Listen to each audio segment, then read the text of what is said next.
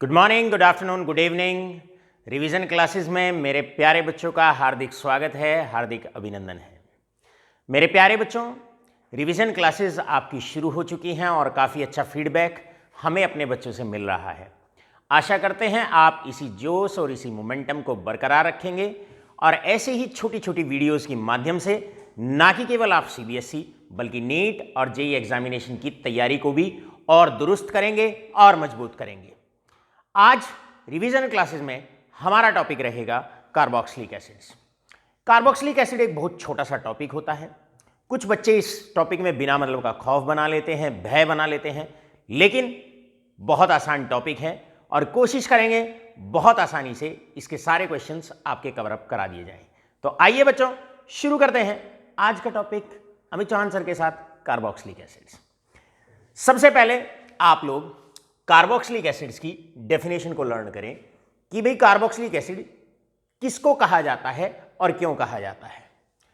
तो carboxylic acid की definition में आप लोग जानते हैं, ऑर्गेनिक कंपाउंड्स जिनके अंदर COH as a functional group present होता है उनको कार्बोक्सिलिक एसिड्स कहा जाता है।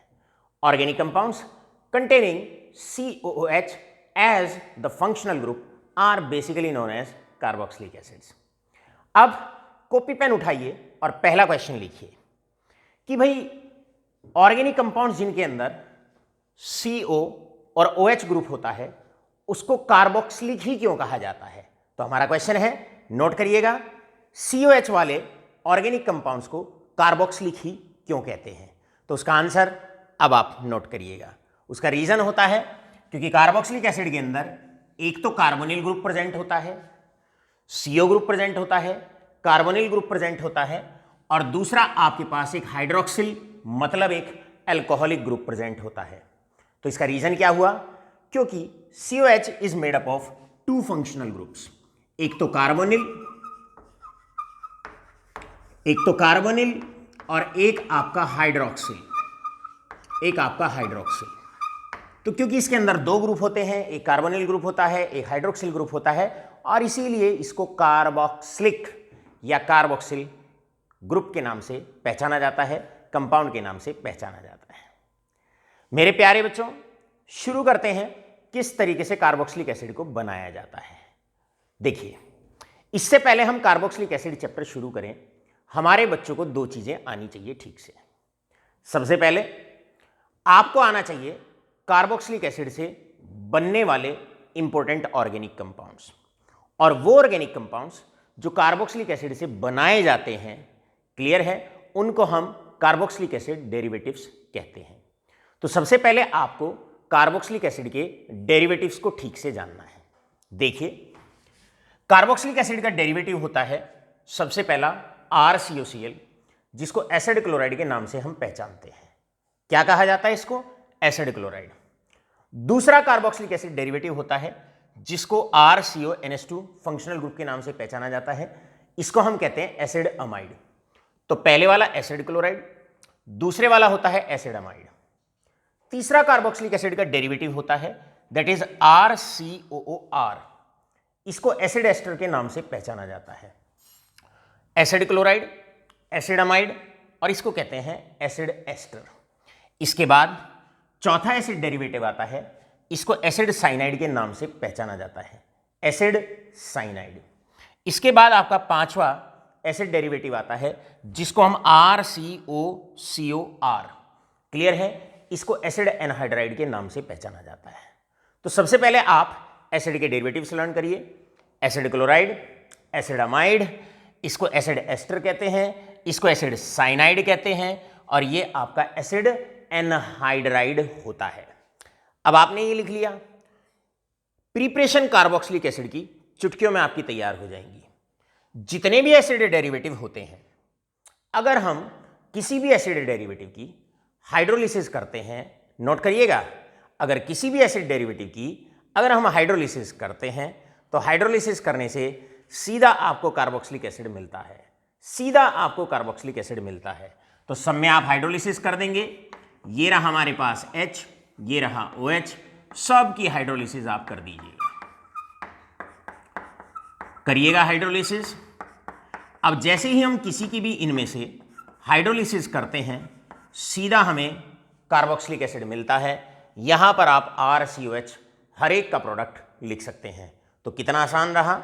आसान रहा। एसिड का डेरिवेटिव लेना है, उसकी हाइड्रोलिसिस कर देनी है और सीधा आपको क्या मिलना है?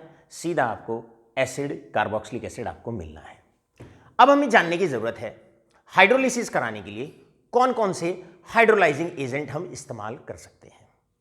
मेरे प्यारे बच्चों, याद रखिएगा, ऑर्गेनिक कंपाउंड्स में से अगर कभी भी हाइड्रोलिसिस करानी हो, अगर पानी ऐड कराना हो तो हमेशा डाइल्यूट एसिड लेना है, और अगर पानी निकालना हो मतलब डिहाइड्रेशन करना हो तो हमेशा कॉन्सेंट्रेटेड एसिड लेना है और हीट कर देना है। तो इसका मतलब यहां पर हमें क्या करना है? यहां पर हमें पानी ऐड करना है, तो नोट लगा के पॉइंट लिखिएगा कि जब भी पानी ऐड कराना होता है तो हमें डाइल्यूट एसिड का इस्तेमाल करना होता है। तो प्यारे बच्चों, यहां पर हम ले लेंगे डाइल्यूट HCl। आप डाइल्यूट H2SO4 भी ले सकते हैं, कोई भी आप ले सकते हैं। अब डाइल्यूट HCl लीजिए, अब डाइल्यूट H2SO4 लीजिए, दोनों में डाइल्यूट HCl लीजिए, दोनों में डाइल्यूट H2SO4 लीजिएगा। कोई भी हाइड्रोलाइजिंग एजेंट आप ले सकते हैं। आप एसिड का नाम नहीं लिखना चाहते तो आप H पॉजिटिव इन H2O लिख दीजिएगा, सब आसान है। आप इस तरीके से नहीं लिखना चाहते तो एक हाइड्रोजन ये रहा, दो हाइड्रोजन ये रहे, आप इसको H3O पॉजिटिव लिख दीजिएगा। सबका मतलब एक ही है, सबका मतलब हाइड्रोलिसिस ही है, राइट। एसिड डेरिवेटिव लिया, हाइड्रोलिसिस कराई, किसी भी हाइड्रोलाइजिंग एजेंट की प्रेजेंस में इन सब का काम वाटर ऐड कराना होता है। क्लियर है? सबका काम हाइड्रोलिसिस होता है और बन जाता है आपका कार्बोक्सिलिक एसिड्स।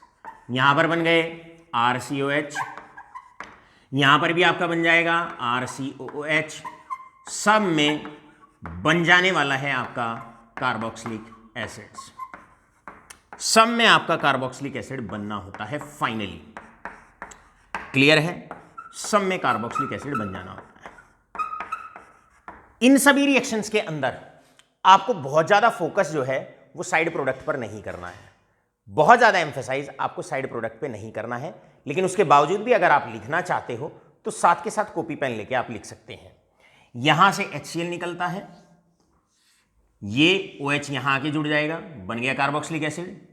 यहां से आपका NH3 निकलता है, ये OH यहां आके जुड़ जाता है, बन गया कार्बोक्सिलिक एसिड्स। यहां से आपका ROH निकलता है, एल्कोहल निकल जाता है, OH यहां आके जुड़ जाता है, बन गया कार्बोक्सिलिक एसिड। एसिड साइनाइड में दो स्टेप में हाइड्रोलिसिस होती है।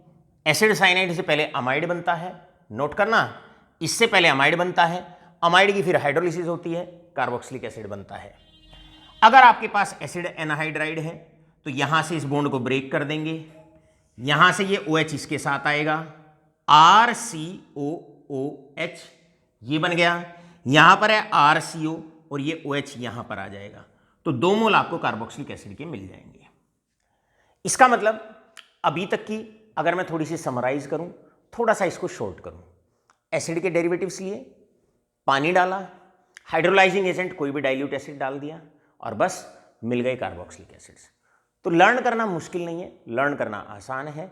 एसिड के डेरिवेटिव्स को बार बार रिवाइज करना है, चाहे वो एसिड क्लोराइड है, चाहे वो एसिड अमाइड है, चाहे आपका एसिड साइनाइड है, चाहे वो एस्टर्स हैं और चाहे वो एसिड एनहाइड्राइड है, सबकी हाइड्रोलिसिस करनी है और कार्बोक्सिलिक एसिड को ले लेना है।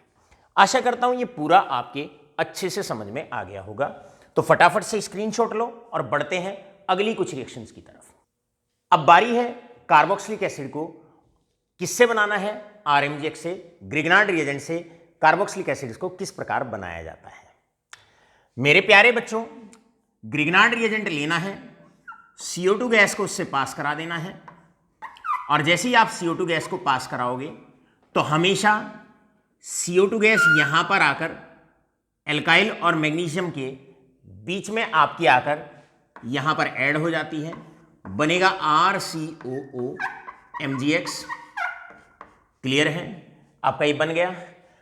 कोई भी एडिशन प्रोडक्ट अगर RMGX का होता है तो उसकी तुरंत हाइड्रोलिसिस हो जाती है, मतलब इस वाले स्टेप में भी हाइड्रोलिसिस का ही रोल रहेगा।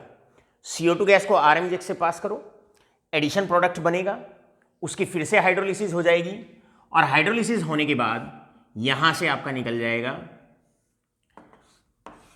यहां से MgX और OH आपका बाहर, और ये OH यहां पर आकर जुड़ेगा और बनेगा कार्बोक्सिलिक एसिड।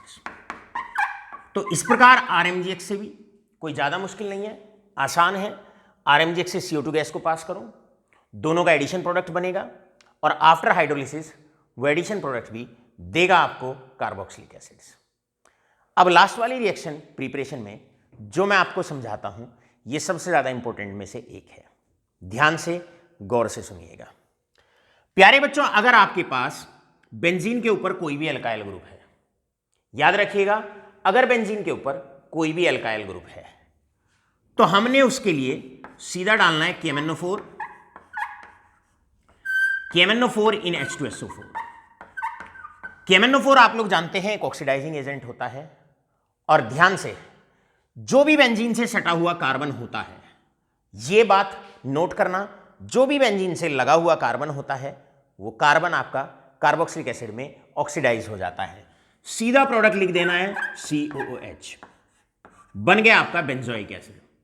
तो याद रखिएगा, अगर कभी भी एरोमेटिक कार्बोक्सिलिक एसिड्स बनाने हैं तो बेंजीन के ऊपर एक साइड चेन लगा देना और साइड चेन को ऑक्सीडाइज कर देगा KMnO4 इन H2SO4। ऑलराइट, तो KMnO4 से उसको ऑक्सीडाइज कर देना है। अब यहां पर हमने आपको एक बहुत इंपॉर्टेंट बात कही, और इंपॉर्टेंट बात यह कही कि बेंजीन से जो लगा हुआ कार्बन होता है वो कार्बोक्सिलिक एसिड में कन्वर्ट कर देना है, उसको ऑक्सीडाइज कर देना है। अब देखिए, जैसे कि एक एग्जांपल के तौर पे अगर मान लो आपसे ये क्वेश्चन आता है कि भाई हमने यहां पर डाला KMnO4 इन H2SO4, KMnO4 इन H2SO4, यहां पर ये कार्बन और एक और लगा देते हैं, ये रहा CH3। ये कार्बन भी बेंजीन से लगा हुआ कार्बन है और ये कार्बन भी आपका बेंजीन से लगा हुआ कार्बन है। तो याद रखिएगा, KMnO4 जो भी कार्बन डायरेक्ट बेंजीन से लगा हुआ होता है दोनों को COH में ऑक्सीडाइज कर देता है। यहां पर ये COH बनेगा और ये वाला कार्बन भी साथ के साथ COH में कन्वर्ट हो जाएगा। यहीं पर आकर जो प्रिपरेशन होती है वो आके लगभग सारी पूरी हो जाती है।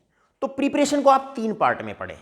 पहला पार्ट एसिड का डेरिवेटिव लेना है, हाइड्रोलिसिस करनी है। दूसरे पार्ट में RMgX से CO2 गैस को पास करा देना है और हाइड्रोलिसिस के बाद वो भी कार्बोक्सिलिक एसिड देता है। और तीसरी सबसे ज्यादा महत्वपूर्ण और इंपॉर्टेंट बात यह है, अगर बेंजीन के ऊपर कोई भी कार्बन लगा हुआ है तो आप उस कार्बन को सीधा COH में ऑक्सीडाइज कर देंगे by using KMnO4 as an oxidising agent. अब आज के 1-2 क्वेश्चन जो आपके लिए हैं, कैसे आप उनको घर पे ट्राई करेंगे, जरा देखिएगा। कुछ क्वेश्चंस इस प्रकार हैं। मेरा सवाल आपसे है और क्वेश्चन ये है, क्वेश्चन है complete the following. Complete the following में पहला आता है, मेरे पास इथाइल बेंजीन है और यहां पर हमने KMnO4 डाला है, KMnO4 इन H2SO4, राइट। अब आपको प्रोडक्ट लिखना है। आसान है, मुश्किल नहीं है। याद रखिएगा, कई बार यहां बच्चा गलती ये कर देता है कि इस वाले कार्बन को COH में ऑक्सीडाइज कर देगा। कभी नहीं, हमेशा याद रखना जो बेंजीन से सटा हुआ कार्बन होता है केवल उसको ऑक्सीडाइज करना है COH में। तो आपका यहां पर जो प्रोडक्ट रहेगा वो बेंजोइक एसिड रहेगा। सवाल आया, सर ये बाकी कार्बन कहां जाएगा? ये जो बाकी कार्बन होगा ये कंप्लीट ऑक्सीडाइज हो जाएगा, ये CO2 और H2O गैस की फॉर्म में बाहर निकल जाएगा।